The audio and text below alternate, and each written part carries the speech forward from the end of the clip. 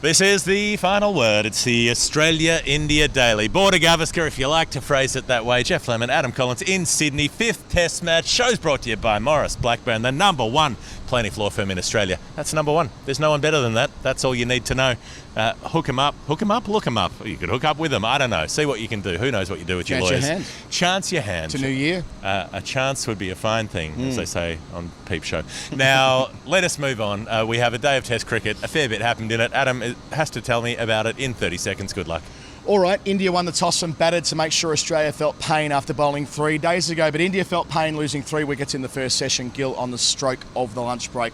There was controversy in the middle of all that from Kohli's first ball. We'll come to that later. Middle session, quiet. Punt, Jadeja digging in big time. They lose Kohli along the way. They're only 4 down at tea. They lose 6 after the short break, which means they're all out for 185 after some slogging from Bumrah at the end. Bowling gets 4, including his 50th Test wicket. India take a wicket from the final ball of the day. Bumrah gets Khawaja again. Yeah, pretty good. The only thing I would have put in there is that Rohit Sharma wasn't here, wasn't captaining, wasn't playing. Can't do fucking everything. Can't do everything. But I think we need to start there because in a day there was a lot of stickiness today. There was a lot of antagonism today, a lot of unhappiness, a lot of talking points. Was there? A lot of people who will be angry about different things.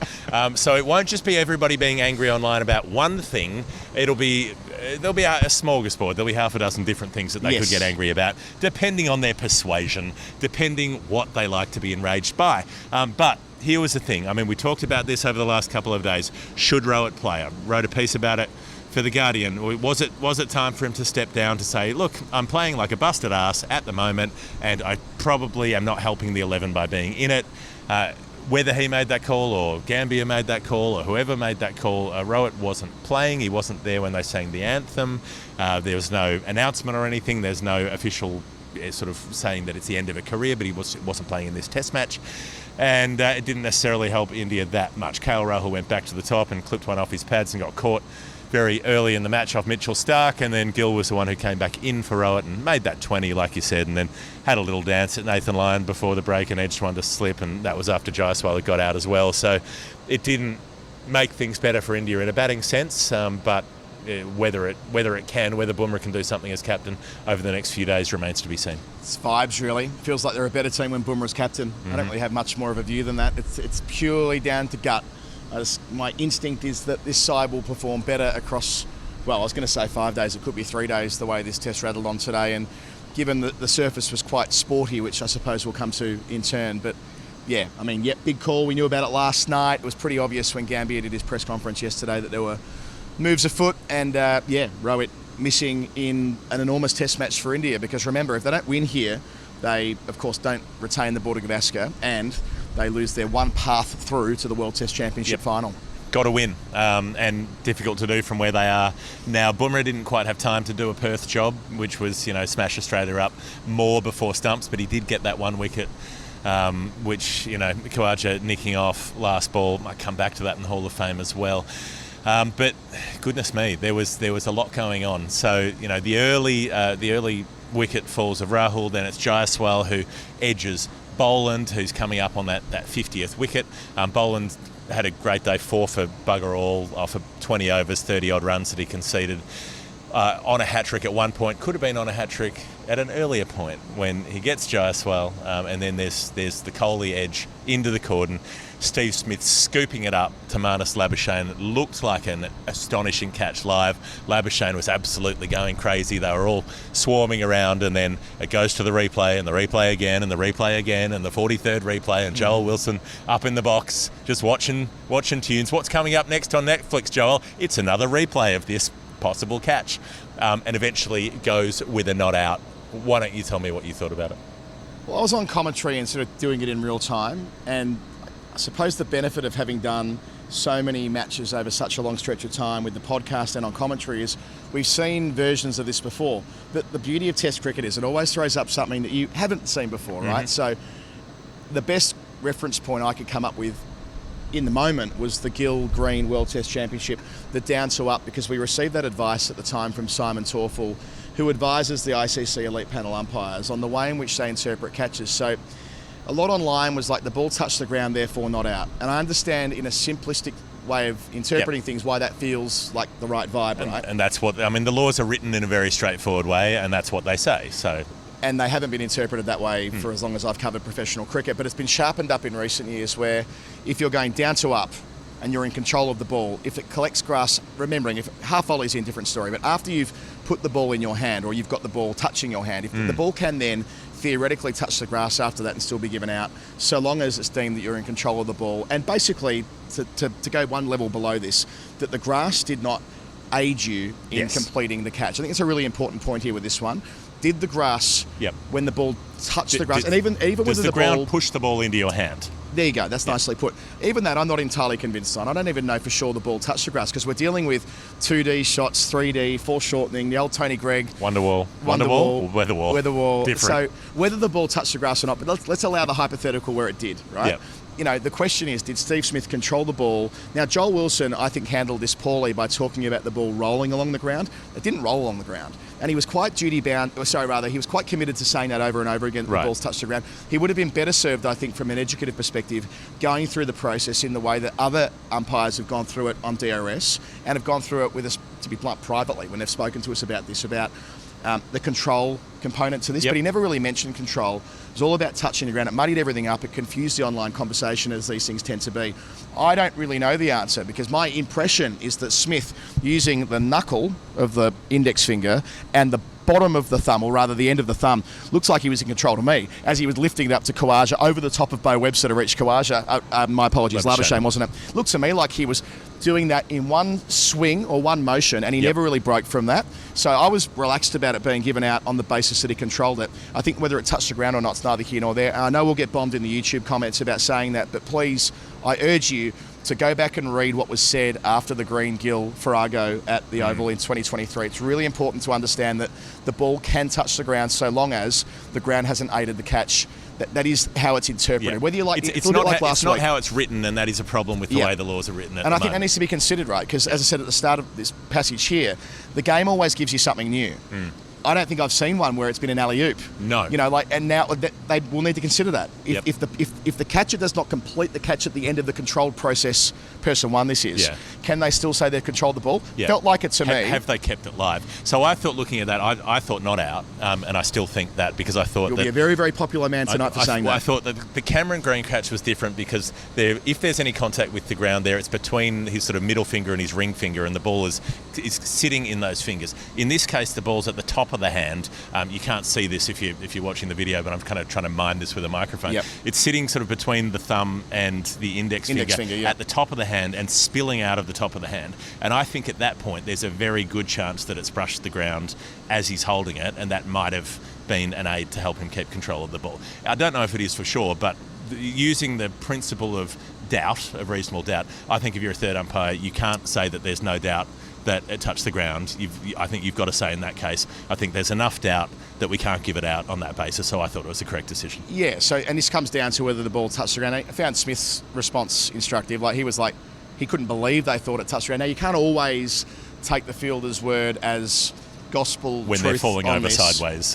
Well, I mean, I think, if you played enough cricket, everybody knows what the experience like is of the ball reaching your hand very low, and only you kind of know in those situations. So he was adamant the ball didn't touch the grass at all. So he's not debating whether he controlled it or not. He's adamant the ball didn't touch the ground at all. Sure. That he kept it on that knuckle, presumably, because that's the angle we got from Joel Wilson. And even indeed after Joel Wilson, they went to the reverse camera after DRS had finished. Right. It would have been useful, I reckon, for Wilson to have the reverse cam, because that's the one that made it look more like it was in Smith's favour. Out of all the shots, the one from behind was the one that made it appear as though maybe it didn't touch the turf. Either way, point of controversy, but this is an area where there needs to be greater education across the game, not just like in our media chattering classes, which I acknowledge is we're in a privileged position where we can talk to people and be briefed on these things, but the wider game needs to be helped along on this topic, because prima facie, ball touching grass equals not out. I mean, that feels logical, right? It feels simple, but it's not practical for all the reasons that we've gone through on the podcast before, where it's entirely plausible. I mean, how long's grass, right? I mean, there are so many different ways that could be, in practice, an unreliable indicator of whether a catch should be clean or not. Right. So you get Gill out just before lunch. You get Punt and Jadeja batting through the middle session. Weird old innings from Punt, going at a very slow strike rate, seeming to be making a point that, hey, look, I'm responsible. Had that he had a couple of big shots, and he crashed the crossbat from Bo Webster down the ground for 6, and then very ostentatiously defended the next ball as if to say, I am being mature and responsible, and that was all fine until just after the break, and then Scott Boland comes back and does the thing that Scott Boland does. So had the Kohli catch been given, he would have been on a hat-trick in the first session. He ends up on a hat-trick in the third session, gets punt, and Nitish Kumar Reddy in consecutive deliveries. And the third ball, my word, we've had a running joke on the show for a long time that you've never seen a test hat-trick. You're not going to get any closer than you did today without seeing it. That must have been a micron away from the bat as it reared off the surface, cut back in, leapt alarmingly, and then Carey dropped it. So, I mean, I'm glad he didn't nick it in the end, because Carey took it up around face height and then managed to spill it to the turf. Yeah, I mean, we're talking one of Daniel Norcross's cigarette skins, right? Like that's the difference between edge or not. You're right, Carey puts it down. We don't know if he hit the ball, then maybe Carey would have taken it. Yeah. Because you don't know what happens after an event that doesn't happen. That's true. That's something that you've gone into great detail on after the 2009 Leeds test. Go back and listen to the podcast on that. 2009? 19. Yeah. Sorry, these years get muddled up after a while. 2009 was when they blew them away in 3 days. Sure. Anyway.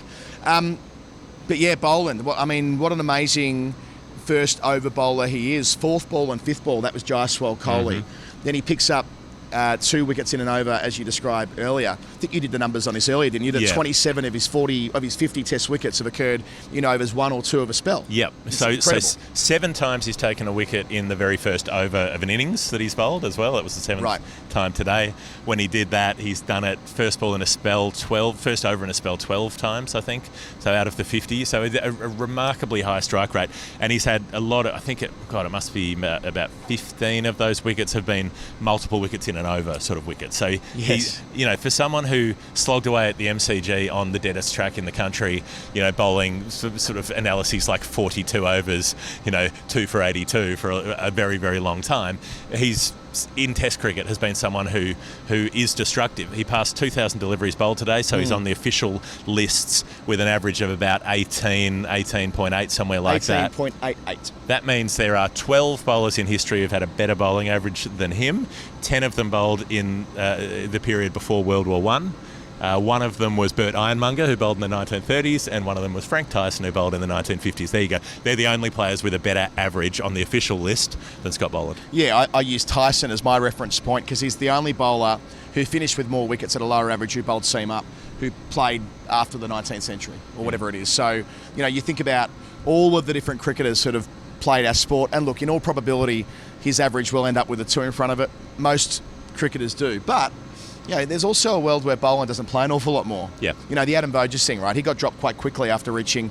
Voges had a similar thing happen to him. Yep. The innings where he became official. So Boland became official today in his third spell when he bowled his 2,000th ball. With batters, it's when you play your 20th test innings. And we were at Christchurch in 2016 when, for a brief, precious moment, in his 20th innings on 52 not out from memory, he had an average of in excess of 100. So for about 20 minutes, he was the highest official average ever, better than the Don before he was out. And of course, his average dropped to 62 or something before he finished up. But that's still an absurd average. It's possible that Boland may not play loads and loads more Test cricket. They'll rejuvenate after the World Test Championship, and it may well be that he does finish with an average of 19 or something. And what an incredible story. 50 Test wickets. Who would have thought this was possible even 12 months ago, to be honest with you? It felt like he was perennially, the next man in. Didn't get to play at all during the 7 tests of the home summer of 23-24.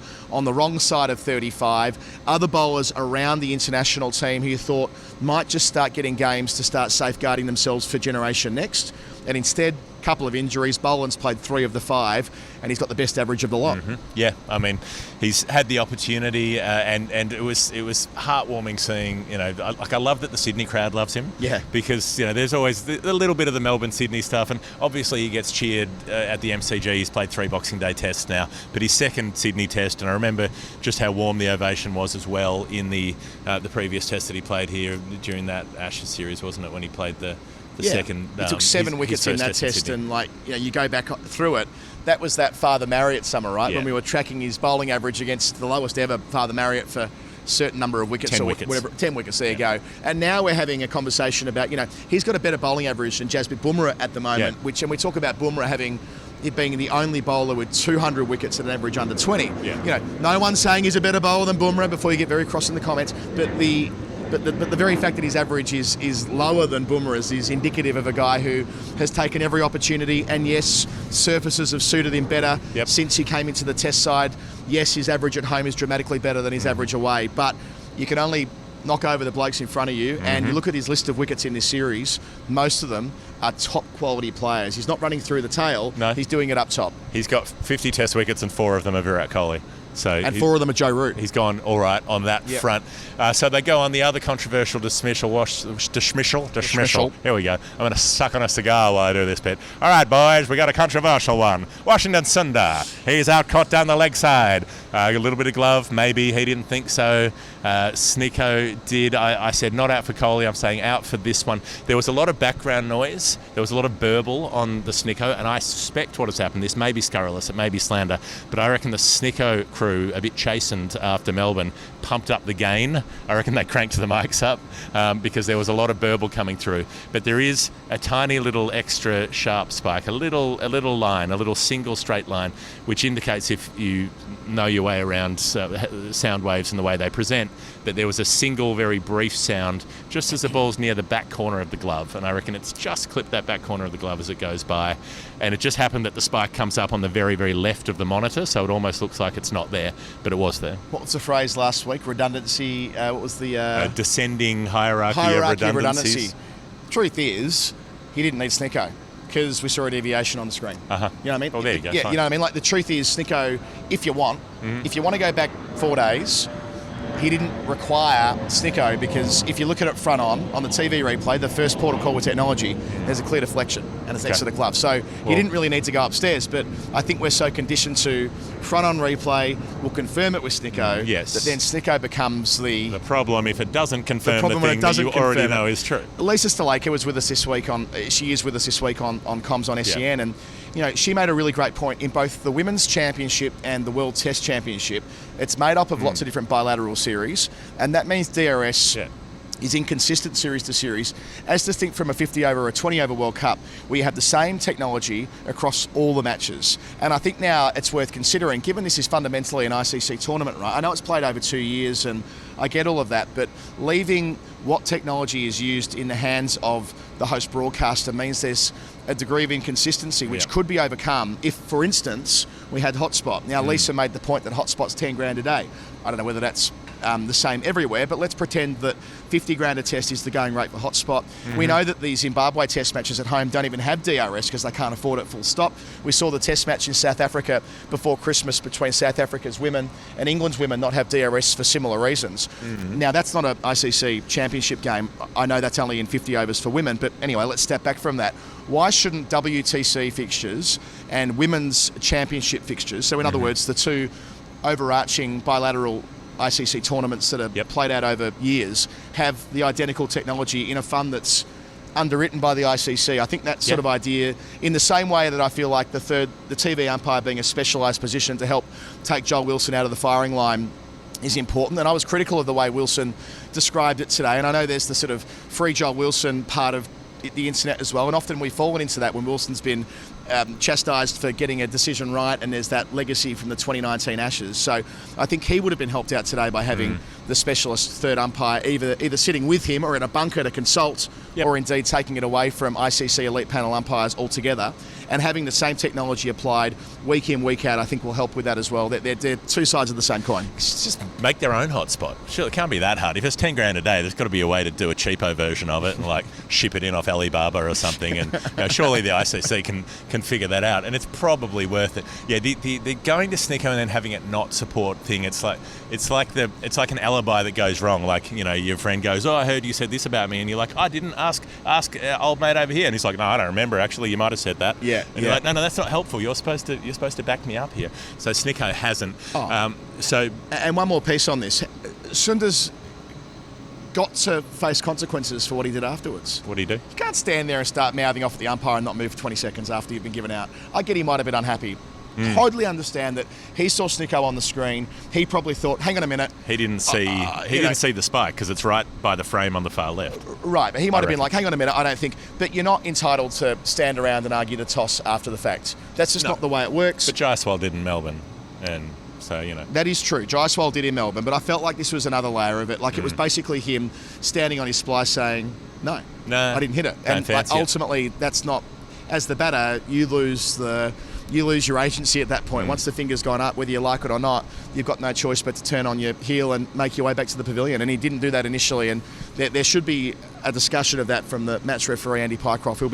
I reckon he'll be busy across all this test. And this feels like it's going to bubble over. Yes. You'll probably come to the bit at the end in a sec. Well, maybe we'll do that in the Hall of Fame because we should get there. We should mention CBUS first. Yep, okay. Get your superannuation sorted out. Very simple thing to do. You're going to retire at some point. You might be working now. You might not be. You might be going to again. But you need retirement savings. You need a fund that will look after you. CBUS is the one to do it. That's it. Look, the reality is you are not Mitchell Starc. No. You are not Pat Cummins. No, unless you are. In which case, hi. If you're watching, well bowled today. I thought Starc bowled with real pace today. Given he's got a niggle, I know he finished this for 3 for 49. I think he did a lot of good. And Cummins 2 for 37 pulls level with Craig Billy McDermott with 291 today as well. Their superannuation scheme is different to normal people's in that they can go and play. Talk about T20, 10 grand a day. They're on a lot more than 10 grand a day. T20 domestic leagues around the world. You probably can't. No. We can't either. No. Get your super sorted out in 2025. Let it underpin your retirement whenever that may well be. cbussuper.com.au. Get it done today. Back in a minute. It is the final word. It's the Australia-India Daily. Can I just say on that? Yeah. Someone sent me a message the other day, Julia Cleghorn, dear friend. Is it the border? Has there been a directive given? Because it was when I was growing up and when you were growing up, it was the Border Gavaskar. Yeah. Do you not think it's become the Border Gavaskar? I think they're kind of both wrong because Western pronunciation likes to lean on one syllable. I know you like to say that you know more about this than everyone else, but generally, you not think it went from when we were kids growing up, Sunil Gavaskar to Sunil Gavaskar. Do you know, just in general play, do you not think that in general play, a bit like what we joked last week, Gerard Healy and Jared Healy, do you not think that we've had at some point along the line that we are now Gavaskars, not Gavaskars? Probably. I think it probably has shifted, but it's probably people trying to do it correctly but still getting it wrong. You don't lean on any you don't lean on any of the syllables. They're all equal, so it's Gavaskar. There you go. All three have the same weight.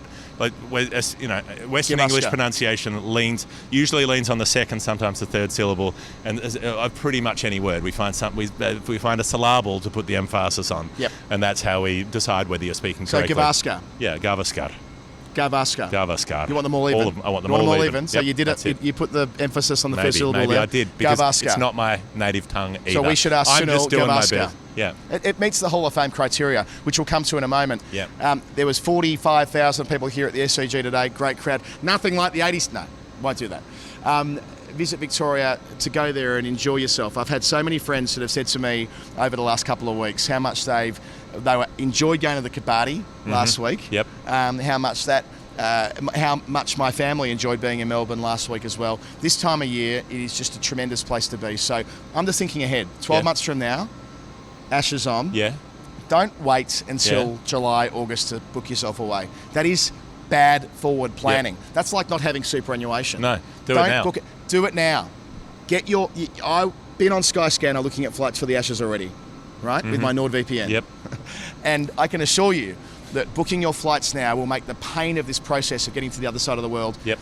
Well, it'll be less painful. And it means you're locked in. You've done it. You've spent the money. You've had that lump in the throat moment, and then you're committed. You're going to do it. You can't bail out at the last minute. You can come and join us and watch us record Final Word EPs. Like Peter and Laura and Jono are doing right now. And then you can hang around in Victoria, I don't know, drive down the Great Ocean Road and take a picture of yourself that makes it look like you're happy, even though you may not actually be happy. That's how the internet works. Now, Hall of Fame, for me today, I think just one little nice, perfect thing. I mean, a wicket in the last over is always exciting. It always changes the complexion of the day that you've seen. It always makes you think about different things. I mean, not Hall of Fame in the manner of the dismissal. Once again, Khawaja jumping, once again, feet off the ground. Put a montage together of every ball he's nicked from Bumrah, and his heels are off the ground in just about every one of them. But it's always less satisfying when it's like first ball of the last over or third ball or whatever. They've got to come back and finish it off the next day. Last ball of the day. When it literally that's it. When it's the Bill Lawry bit that was always on the opening. Exactly, the opening up to the cricket when I was in my formative years, and he goes, "Got him, last ball of the day. Can you believe that?" And when it is ball 6 of the over and the scorecard's clean and there's no unfinished business to happen the next day. Oh, Beautiful, beautiful. I loved it. I loved the closure. Thank you, Bumrah. Thank you, Khawaja. You probably really want to thank Sam Konstas. Yes. So what happened there was I just got told in the lift when I was coming upstairs before by a colleague who was watching it very closely on television, that what Konstas did was, so Khawaja was pulling out from the penultimate ball, and Bumrah started to go back, but Konstas thought that he was taking umbrage with something he was doing. So Konstas mouths off at Bumrah, and before you know it, they're both mouthing off at each other. Now, at the time, I thought, what a clever bit of time wasting. There's no way they'll get another over in here. But the cricket gods do mysterious things.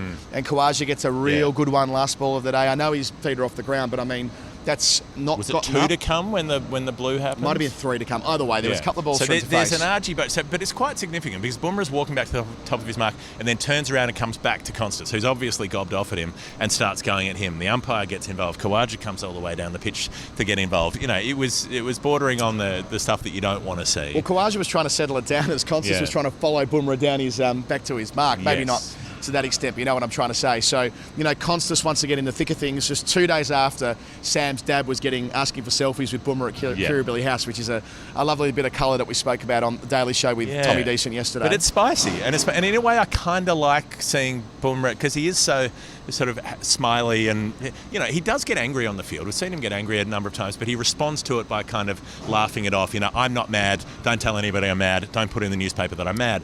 Even when when things aren't going his way, he does try to laugh it off. And this time he was like, you know what? Fuck it. I've had enough of this kid.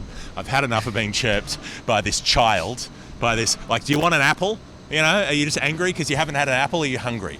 Do you want some carrot sticks? Like, there was that sort of energy. He was fed up with it. And I kind of enjoyed the fact that he went back at Konstas today. Yeah, when your kid's crying, you go through the hierarchy of redundancy. What might be wrong? Sam might just need some sugar. Yogurt. Do you want a pouch? Yes. Do you want a pouch? Can we get a pouch for you tomorrow? Yeah. We can organise them. Have you only had 7 bedtime stories? Do you need an 8th and a 9th bedtime story? Were they done in the wrong order? Yeah. Do you really need to hear Guess How Much I Love You Again? Little Nut Brown Hair and Big Nut Brown Hair. Yeah. What a fucking book. Winnie got it for me for Father's Day a couple of years ago. Tears were shed. There we go. That's it? No, it's definitely not it. There's plenty to come. So that was that. Right. I'll consult my list. Okay. National anthems a cappella.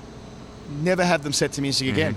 That was unreal. Both anthems were belted out, added to the experience of watching them. We watch a lot of national anthems, and that actually got me going, wow, that's a real thing. And it was the opera version of the Jana Gana Mana today. It was really lent into the slow sort of funeral march kind of style. Pavarotti style at the end with the vibrato and all the rest of it.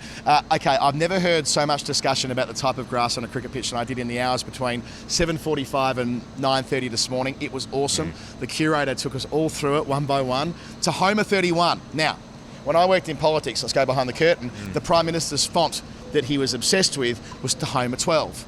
Rudd only wanted briefs into Homer 12. Okay. So much so that when Rudd came back to be Prime Minister the second time, a little nugget a friend told me today, the PM&C, to curry favour with Rudd, changed their internal font to Homer 12, lest Rudd not get pissed off at them. Okay. To Homer 12 to Homer 31 was today how it worked. It's a big font.